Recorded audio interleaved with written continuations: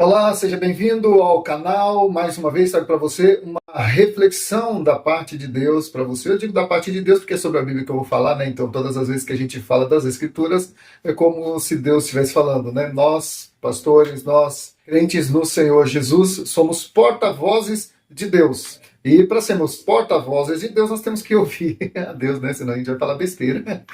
Vai falar besteira por aí dizendo que foi Deus que falou, né? Então a gente tem que ouvir a Deus. E por falar em ouvir a Deus, o tema que eu trago para você hoje é quando Deus se cala.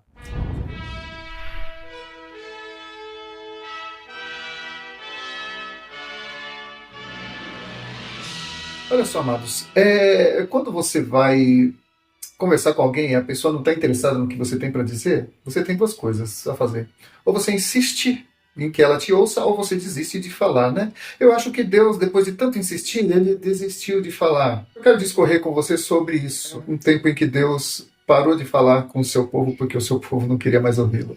Mas eu quero começar propriamente falando um pouco sobre um homem que fez a transição entre o Antigo Testamento e o Novo Testamento, e essa transição levou cerca de 400 anos de silêncio, 400 anos em que Israel ficou sem profeta, ficou sem profecia, até que aos fins desses 400 anos, no momento oportuno, Deus voltou a falar. Chamamos esse tempo de período interbíblico. Inclusive, algumas Bíblias têm até 4 páginas em branco, né? As Bíblias mais antigas, páginas em branco entre o Antigo Testamento e o Novo, para dar a entender que aquelas 4 páginas em branco significam os 400 anos de silêncio, né? Não que a Bíblia tenha, o original tenha isso, né? Mas, enfim, para lembrar ou fazer alusão a esses 400 anos em que não houve profecias, não houve profetas em Israel.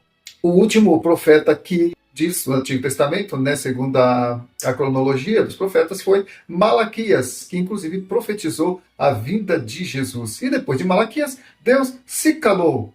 Por que Deus se calou? Por uma razão muito simples, porque o povo não queria mais ouvi-lo.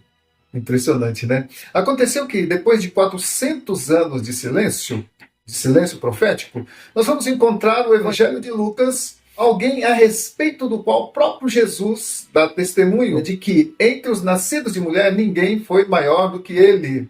Você pode resumir de quem eu estou falando? Isso mesmo, de João, apelidado de João Batista, né? O João o Batista. Batista, né? Porque batizava, então por isso que ele recebeu esse sobrenome. Sendo assim, então, nós vamos ver o que Lucas escreveu sobre ele ali no capítulo 3, versículos de 1 a 6. Olha só, é importante a leitura desse texto para a gente poder entender o restante do assunto, tá? No 15º ano do reinado de Tibério César, sendo Pôncio Pilatos governador da Judéia, Herodes tetrarca da Galileia, seu irmão Filipe tetrarca da região da Itureia, tetrarca quer dizer, ele governava sobre 4 províncias ou 4 regiões, né? Vamos dizer, as 4 cidades, vamos usar esse termo, tá? E Lisânia, tetrarca de Abilene, sendo Anás e Caifás, isso você conhece, né? Sumos sacerdotes. Veio então a palavra de Deus a João, filho de Zacarias, aonde? No deserto. Que coisa interessante, né? Ele percorreu toda a circunvizinhança do Jordão, pregando o batismo do arrependimento para a remissão de pecados, como está escrito no livro das palavras do profeta Isaías. Voz do que clama no deserto, preparai o caminho do Senhor, endireitai as suas veredas. Todo vale se encherá, e se abaixará todo monte e outeiro. O que é tortuoso se endireitará, e os caminhos escabrosos se aplanarão. E toda carne verá a salvação de Deus. João dizia, pois, às multidões que saíam para serem batizadas por ele. Ele dizia assim: raça de víboras, quem vos induziu a fugir da ira vindoura? Olha só, a pregação de João não era fácil de ouvir não, viu? Era dura. Né? Depois de 400 anos de silêncio, aparece João lá, o porta-voz de Deus, jogando duro ali com os judeus ali da sua época. Mas olha só, amado, o que eu quero enfatizar aqui também é que existem alguns detalhes nesse texto que eu acabei de ler, que é importante ressaltar, até porque o ministério de João Batista começa de uma maneira interessante e inusitada. Depois de Lucas narrar o quadro político e espiritual em relação a Israel, ele diz que veio a palavra do Senhor a João no deserto, que, curiosamente, não tinha nada a ver com toda aquela hierarquia política da qual eu fiz menção, né, do texto que li, e exceto que ele era filho do sacerdote Zacarias, que também não tinha entrado na lista das pessoas proeminentes ali que encabeça o Evangelho segundo Lucas. Ele não estava na lista dos poderosos mencionados. Dito isso, quero fazer algumas considerações com você a respeito de João, ou a respeito do plano de Deus usando João na época dele, né? O primeiro ponto é que Deus está acima de todo governo. A gente vê ali que Lucas coloca ali toda a estrutura governamental e hierárquica, não só em Israel, em Jerusalém específico, né, mas como Jerusalém está sob o domínio de Roma, então ele coloca toda a hierarquia romana até chegar no sumo sacerdote, que eram dois, que na verdade no Antigo Testamento era só um, né, mas ali tinha dois por questões políticas, mas isso aí vai demorar um tempo para te explicar. Tinha dois sumos sacerdotes, né? O certo era um só. E depois diz a palavra que veio a palavra de Deus a João, que até então não tinha entrado nessa lista dos proeminentes religiosos ou governantes daquela época. Muito interessante isso, né? Então, como eu dizia, Deus ele está acima de todo governo. Então, a primeira coisa que podemos observar é que Deus não está condicionado a sistemas, governos ou governos locais. Ele está acima de tudo e de todos. Ele ocupa todos os espaços e nada, nada absolutamente foge à sua percepção ou ao seu domínio. Isaías 45 diz: Eu fiz a terra e criei nela o homem. As minhas mãos estenderam os céus e a todos os seus exércitos dei as minhas ordens. Ou seja, nada foge à autoridade de Deus. Isso explica, amado, por que Deus não revelou a sua palavra a César, que era o imperador? Por que ele não revelou a Pilatos, que era o governador ali da Judéia? Por que ele não revelou a sua palavra a Herodes, que era o governador da Galileia? E todos esses nomes eram expoentes na hierarquia que dominava o povo de Deus naquela época. Porque a palavra de Deus não se fez ouvir no templo por meio de Anás e Caifás, que eram os sumos sacerdotes, eram os guardiões da lei e dos cultos a Deus nessa época.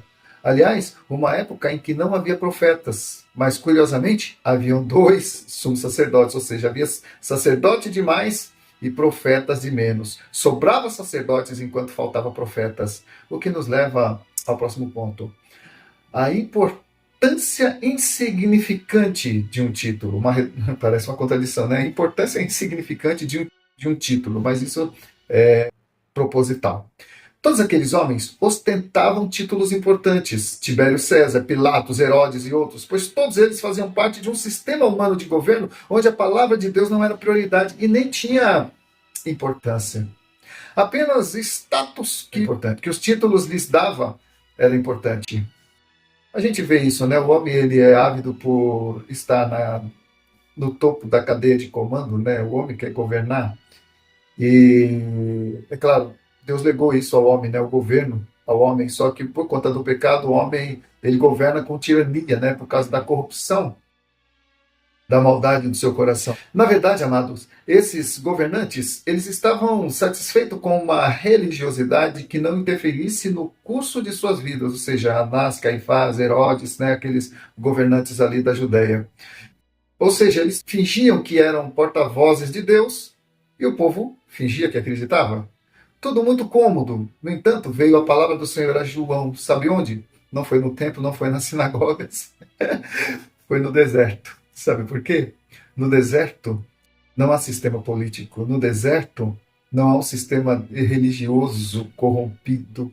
Não há títulos a serem ostentados. Não há egos a serem acariciados. Não há nada no deserto. Naquela época de João não havia nada mesmo, a não ser a palavra profética pronunciada pela boca dele, né, de João, que segundo foi profetizado, ele era a voz do que clama no deserto. Ouça o que diz no Evangelho segundo Marcos, capítulo 1, de 1 a 8. Princípio do Evangelho de Jesus Cristo, Filho de Deus, conforme está escrito na profecia de Isaías: Eis aí envio diante da tua face o meu mensageiro, o qual preparará o teu caminho, voz do que clama no deserto. Preparai o caminho do Senhor, endireitai as suas veredas. apareceu João Batista no deserto pregando o batismo de arrependimento para a remissão de pecados. Saíam a ter com ele toda a província da Judéia e todos os habitantes de Jerusalém, e confessando os seus pecados, eram batizados por ele no Rio Jordão. As vestes de João eram feitas de pele e de pelos de camelos, e ele trazia um cinto de couro e se alimentava de gafanhotos e mel silvestre. E pregava dizendo: após mim vem aquele que é mais poderoso do que eu, do qual não sou digno de desatar-lhe as correias das sandálias. Eu vos tenho batizado com água, ele, porém, vos batizará com Espírito Santo e com fogo. O ministério de João era o cumprimento de uma importante profecia que antecederia a vinda de Jesus. João prepararia o caminho para aquele que havia de vir para mudar a história, para ser o divisor de água da história da humanidade. Interessante é que o ministério de João não foi nos grandes centros urbanos, ou no templo, ou nas sinagogas, não. Até porque esses lugares já estavam repletos de teologias deformadas, achismos e de costumes movidos pela conveniência. Me veio à mente agora a cena de Jesus expulsando os mercadores ali do templo, né? Uma prática sancionada pelas autoridades religiosas, mas que causou indignação em Jesus. Jesus não estava acostumado com aquelas práticas. Em lugares assim, com certeza, a verdade não seria bem-vinda. É por isso que Deus havia se calado. É por isso que veio a palavra de Deus a João no deserto. E quem queria ouvir a palavra de Deus teria que sair de todo aquele movimento de uma religiosidade falsa, corrompida, corroída pelo pecado, e ouvir a verdade de Deus pela boca de João no deserto, onde eram batizados. Por isso mesmo o ministério de João foi exercido ali no deserto. Foi ali que João legitimou o ministério de Jesus quando o batizou. Você vê que Jesus só pôde exercer o seu ministério profético, messiânico, após ser batizado. Antes disso, ele ainda não tinha começado o seu ministério. O que nos leva ao próximo ponto. Não se trata de onde Deus fala, mas de onde nós podemos ouvi-lo. Então, não é que Deus só falava no deserto. Deus pode falar em qualquer lugar, até no fundo de um poço, no fundo do mar. Mas o importante não é onde Deus fala, é onde nós podemos ouvi-lo. João escolheu viver no deserto, longe de tudo que poderia atraí-lo ao poder, ao pecado e ao sistema. Ele recusou ser apenas mais um típico religioso da sua época, seguindo a carreira de seu pai, que era o sumo sacerdote, né, Zacarias. Não, que era sacerdote, não era o sumo sacerdote, ele era sacerdote. E João, ele preferiu exercer o ministério no deserto, onde não havia ninguém. E quem queria ouvir a verdade ia até ele. Interessante, amados, que multidões iam lá para ouvir João falar. E João falava a respeito de Jesus.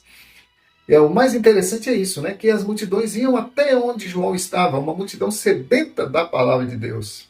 A bem da verdade, muitos de nós, amados, queremos ser usados por Deus, queremos que Ele nos fale claramente, mas ocorre que muitas vezes, do lugar onde nós estamos, não podemos ouvi-lo com clareza. As inúmeras vozes que vêm aos nossos ouvidos e as correrias do dia a dia nos confundem e acabam até distorcendo a mensagem de Deus para nós. E muitas vezes nós precisamos nos recolher na nossa insignificância, no deserto espiritual, para que Deus possa nos falar de modo claro, né? O que nos leva ao próximo ponto. Uma decisão que precisa ser tomada. Precisamos, amados, como João, ter a coragem para sair da nossa zona de conforto e ir para o deserto, onde possamos ficar a sós com Deus, para então podermos ouvir com clareza o que Ele tem para nos falar. Ouça o que diz Jeremias, capítulo 29, 13. Buscar-me-eis e me achareis quando me buscardes de todo o vosso coração. Serei achado de vós, diz o Senhor. Podemos observar, amados, no Evangelho de Lucas, que ele fez questão de narrar o quadro político com os respectivos nomes das autoridades daquela época. Por quê? A resposta é simples. Porque Lucas, ou João, falaria de um reino que subjugaria todos esses.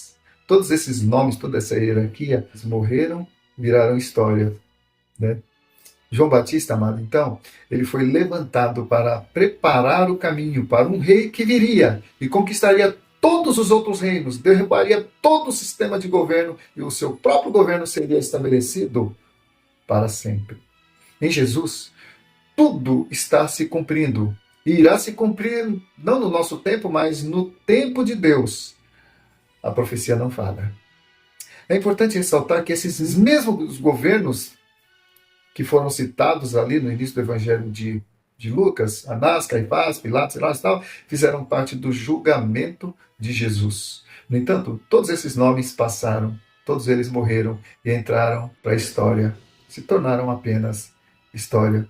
Mas Jesus, a quem eles julgaram, condenaram e mataram, venceu a morte, ressuscitou e é notícia. Jesus não apenas entrou para a história, mas ele continua fazendo história. Portanto, Jesus é notícia. E até hoje, depois de 2000 anos de todos esses acontecimentos, da sua morte, da sua ressurreição, da sua crucificação, do seu julgamento, Jesus é notícia. E onde Jesus é notícia, almas se convertem. E Jesus, então, ele tem sido divisor de águas na história da humanidade e divisor de águas na história de todo aquele que o recebe como Senhor e Salvador da sua vida. Enfim, o propósito de Deus está registrado na história. Mas Jesus não apenas entrou para a história, ele entrou para a vida.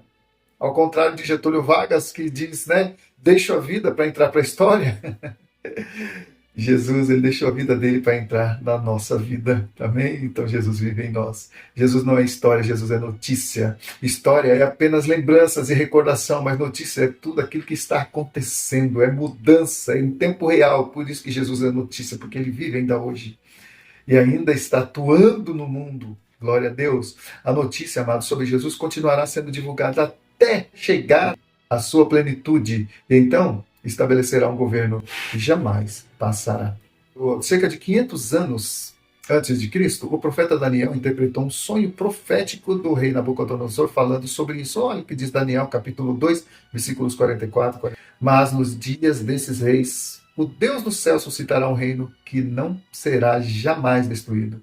Este reino não passará a outro povo, esmiuçará e consumirá todos estes reinos, mas ele mesmo subsistirá para sempre.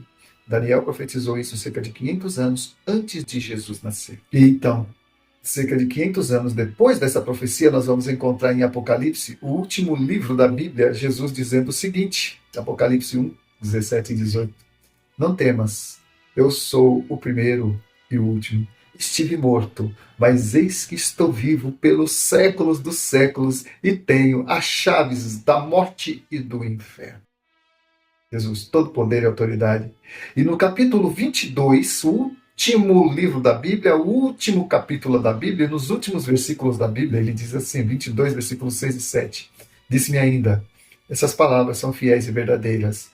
O Senhor, o Deus dos espíritos dos profetas, enviou seu anjo para mostrar aos seus servos as coisas que em breve devem acontecer. Eis que venho sem demora. Bem-aventurado aquele que guarda as palavras da profecia deste livro. E agora eu te pergunto, como está a sua vida?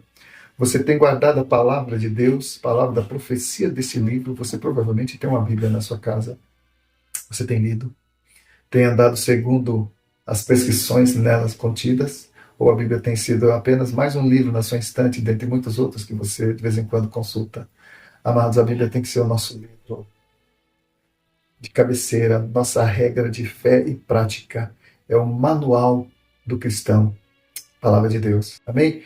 Que Deus te abençoe. Se você foi edificado por essa palavra, dê um like. Se você não é inscrito no canal, se inscreva. Se você quiser comentar, fique à vontade para fazer seu comentário, ou negativo ou positivo, mas comente, dê um joinha ou um joinha ao contrário também, se você não gostar, mas se manifeste, tá? Para que o YouTube entenda a relevância do canal e ele impulsione mais do que outras pessoas possam ter acesso também a essa matéria. Amém? Nos ajude aí a divulgar a palavra de Deus, porque afinal você está no contexto do fim. E é esse o nome desse canal. Bom, Deus te abençoe, muito obrigado por ter estado comigo até agora. Fica na paz do Senhor Jesus e até o nosso próximo encontro.